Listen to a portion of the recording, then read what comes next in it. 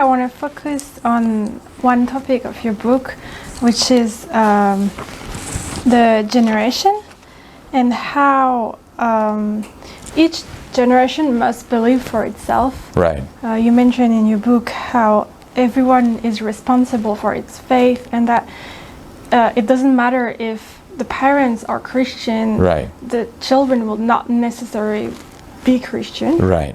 So my question for you today is, how do you think Christianity in Europe will evolve in the years to come? Yes. As a pastor raising my child in the faith has been a challenge. And just because I'm a Christian pastor and my parents being Christians, my wife being Christians, my in-laws being Christians, practically everyone in our family being Christians, itself does not guarantee that my son will become a Christian. He has to hear the gospel.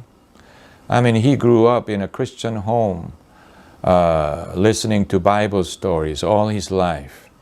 Nonetheless, that doesn't guarantee that he will be born again.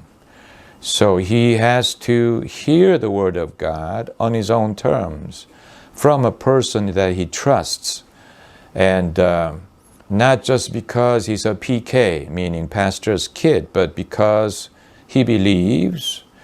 And so there were moments in my life when I was afraid that my son might have some serious doubts about Christian faith. And in those moments, I really I prayed that God would help me to present the Word of God and to explain Christianity to him in a way that he could understand and accept. And so each generation being responsible for its own faith, to me it means two things. One, just because a community is Christian, just because society is Christian right now, does not guarantee that it will continue to be Christian in the next generation, because the next generation have their own thoughts. They have their own way of understanding the world. So each generation has to be converted. Each generation has to be won for the gospel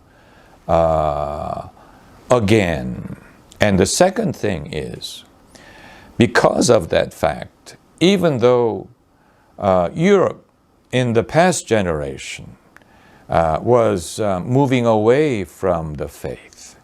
From 1960s, for how many years? 60 years, Christianity in Europe has been going down. Church attendance has been going down.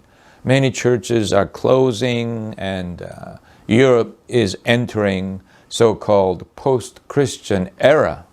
Even so, that doesn't mean that the current generation and the future generation will follow suit. Just because the parents are believers doesn't mean that children will be believers automatically.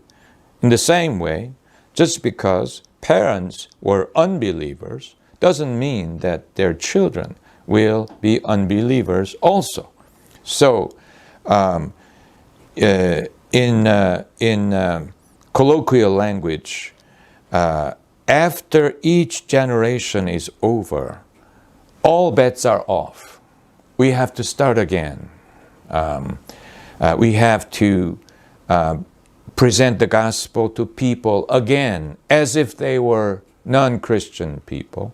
Unless we do that, we're going to lose the churches are going to lose the next generation, the children, young people generation.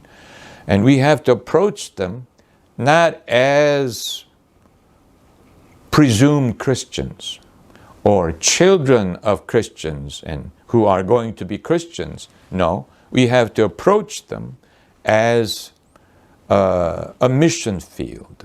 We have to catch them. Peter being the fisher of men, we have to catch them. We have to catch the fish all over again, each time, all over again. And that's the gist of my book, Save Europe Again, presenting the gospel all over again. And in that way, we have a tremendous task. And if the current generation can get hold of the gospel, I believe the spiritual climate of Europe can change dramatically in the future for the better from the Christian perspective.